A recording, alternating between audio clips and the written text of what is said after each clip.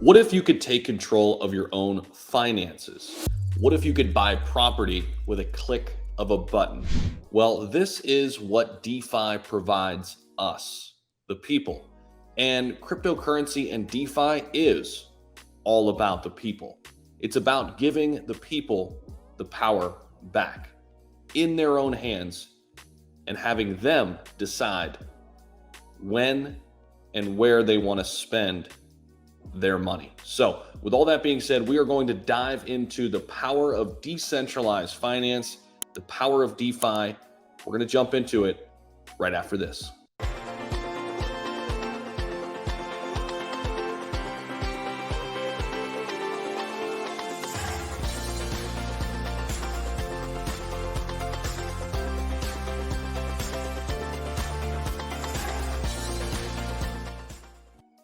What is DeFi? Understanding decentralized finance. So in this video, we're going to go over at a high level what DeFi is, what decentralized finance can do for us, the people. So with all that being said, this is only just one video. There will be a number of these types of videos out on this channel. However, I encourage you to also look outside this article, do your own due diligence, do your own research into the DeFi world. But hopefully this helps at a high level, provide you the information you need to use this as a jumping off point to really deep dive into decentralized finance, which is also known as DeFi. Now, it uses crypto and blockchain technology to manage financial transactions. So what it's really doing here is it's aiming to democratize finance by replacing the legacy institutions and systems that have been set in place with instead these peer-to-peer relationships and peer-to-peer transactions,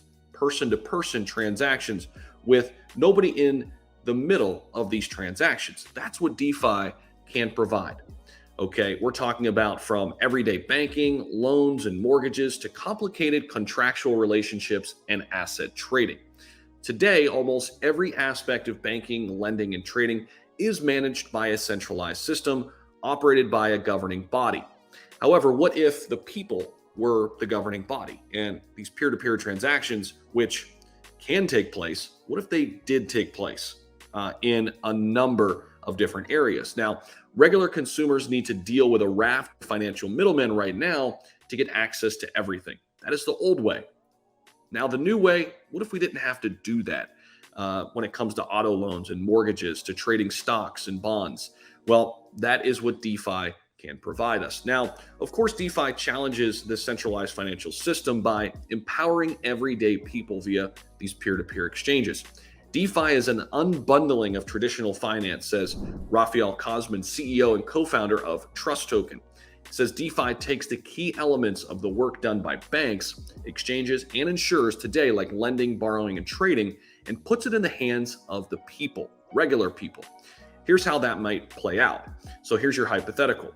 Today, you might put your savings in an online savings account, earn about 0.50% interest on your money. The bank then turns around, lends that money to another customer at 3% interest, pockets that 2.5% profit.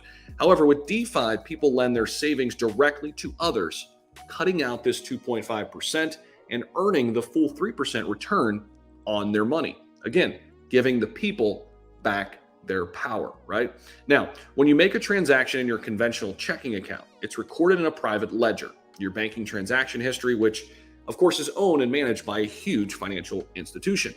Blockchain, however, is decentralized.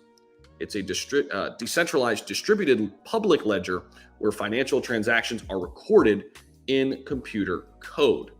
Now, transactions are then verified and recorded by parties who use the same blockchain through a process of solving complex math problems and adding new blocks of transactions to the chain each and every time a transaction is made.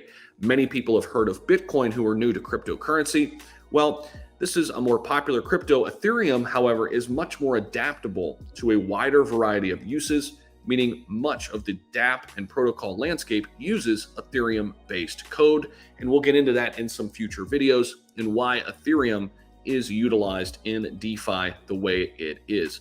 Here are some of the ways dApps and protocols dApps, decentralized applications, and protocols are already being used. Well, it's being used in traditional financial transactions, DEXs or decentralized exchanges, and we'll get into some of these as well in some future videos. E-wallets, stable coins, yield harvesting, non-fungible tokens or NFTs, flash loans, and even more areas. So hopefully this gives you at a high level what decentralized finance can do for you. If there's anything to remember here from this video is that DeFi gives the power back to the people by enabling peer-to-peer transactions. So drop down below if you have thoughts, comments, drop them down below. Look forward to seeing those down there, and more videos like this are coming your way. Thank you so much for tuning in. I appreciate it, and I will see you all in the next one.